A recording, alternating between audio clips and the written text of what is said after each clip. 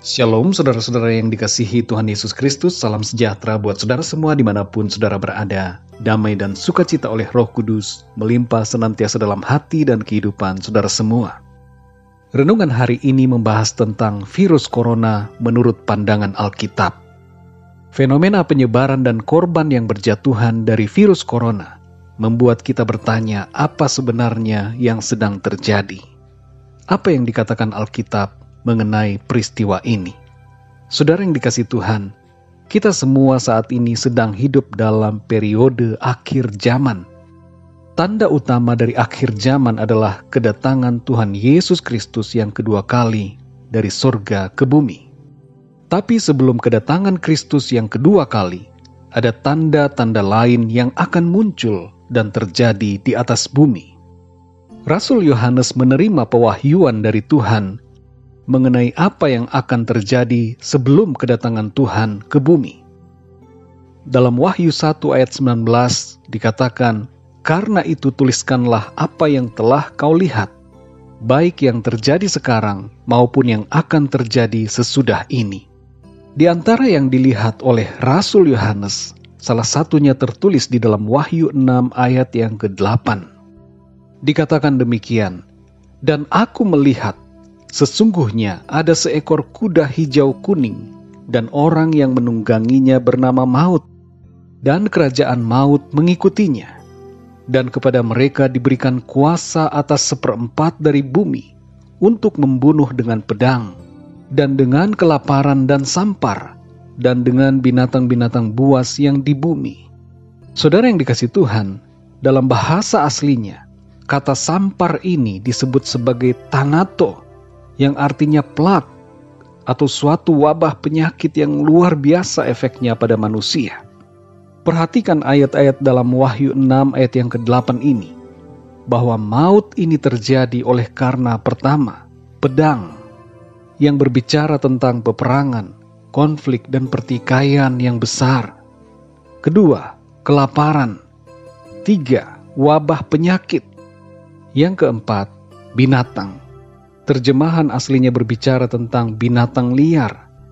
Hal ini berhubungan dengan serangan binatang baik langsung maupun tidak langsung, nampak atau tidak nampak, disadari atau tidak disadari, yang menyebabkan kematian atau penyakit parah yang berujung pada kematian. Ingatlah bahwa nyamuk, seekor binatang yang kecil sekalipun, bisa menyerang manusia dan menyebabkan kematian akibat demam berdarah atau malaria yang ditimbulkannya. Di era tahun 1950-an, ratusan ribu orang di Indonesia meninggal akibat wabah malaria. Saudara yang dikasihi Tuhan, ayat 8 dari Wahyu 6 mengatakan bahwa ada 1/4 populasi manusia di bumi yang akan dibunuh dan mati. Dengan populasi penduduk dunia saat ini sebanyak hampir 8 miliar, 1/4-nya berarti adalah hampir 2 miliar orang. Flu Spanyol pernah menjadi wabah penyakit yang luar biasa. Pada tahun 1918, flu Spanyol menginfeksi 500 juta penduduk dunia dan membunuh 50 juta orang. Jumlah ini mencakup sekitar 5% penduduk dunia saat itu. Saudara yang dikasihi Tuhan, coronavirus yang dimulai dari Wuhan, Cina, barulah merupakan gambaran kecil mengenai bagaimana dampak dahsyat dari penyakit yang luar biasa yang akan menimpa bumi ini. Virus corona hanyalah salah satu wabah penyakit yang muncul, yang harus menjadi pengingat bagi kita dan membangkitkan kesadaran kita semua bahwa pada akhir zaman, peristiwa wabah yang luar biasa dahsyat akan benar-benar terjadi. Namun saudara yang dikasihi Tuhan, kita tidak perlu takut menghadapi hal-hal seperti ini. Kita hanya perlu mendekat kepada Tuhan, hidup dalam kesetiaan dan ketekunan iman. Persiapkanlah diri kita dalam menghadapi kedatangan Tuhan Yesus dengan cara hidup dalam kebenaran, kekudusan, dan kesetiaan. Pertahankan iman selalu kepada Tuhan. Sekali lagi saudara, Tuhan menghendaki agar kita tidak takut menghadapi berbagai situasi apapun di akhir zaman. Sebab ada perlindungan dari Tuhan.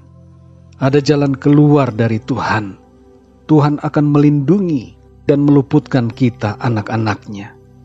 Dalam Wahyu 12 ayat 14 tertulis mengenai pemeliharaan Tuhan atas orang-orang percaya untuk meluputkan dari masa kesukaran besar selama 3,5 tahun.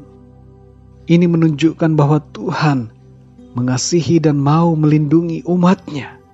Perlindungan ilahi diberikan Tuhan kepada orang-orang yang mau bertobat dan tinggal di dalam kebenaran-Nya. Dalam Mazmur 91 ayat 7-11 tertulis, "Walau 1.000 orang rebah di sisimu dan 10.000 di sebelah kananmu, tetapi itu tidak akan menimpamu." Janji Tuhan adalah memelihara dan meluputkan kita semua, saudara. Dan ingatlah, sadarilah bahwa Tuhan menyertai kita sampai akhir zaman. Dalam Matius 28 ayat 20 Tuhan Yesus berkata, "Dan ajarlah mereka melakukan segala sesuatu yang telah kuperintahkan kepadamu. Dan ketahuilah, Aku menyertai kamu senantiasa sampai kepada akhir zaman." Saudara yang dikasihi Tuhan, kita hidup oleh iman, bukan ketakutan. Jadi jangan kita takut, karena ada Tuhan yang berjanji memelihara hidup kita. Ada Tuhan yang bersama dengan kita dan menyertai kita sampai akhir zaman. Bagian kita adalah beriman teguh, melakukan kehendak-Nya, dan setia selalu sampai akhir. Mari kita berdoa, saudara. Bapa di dalam surga, kami mengucap syukur untuk firman-Mu yang memberikan janji kepada kami bahwa Tuhan melindungi dan memelihara kehidupan kami, serta Engkau menyertai kami sampai kepada akhir zaman. Kami berdoa saat ini untuk setiap orang yang mengalami situasi sulit dalam hidupnya, terlebih khusus para korban dari virus corona yang saat ini menjadi wabah di beberapa tempat. Kami berdoa agar Tuhan Engkau memulihkan dan menyembuhkan orang-orang yang mengalami sakit akibat virus ini.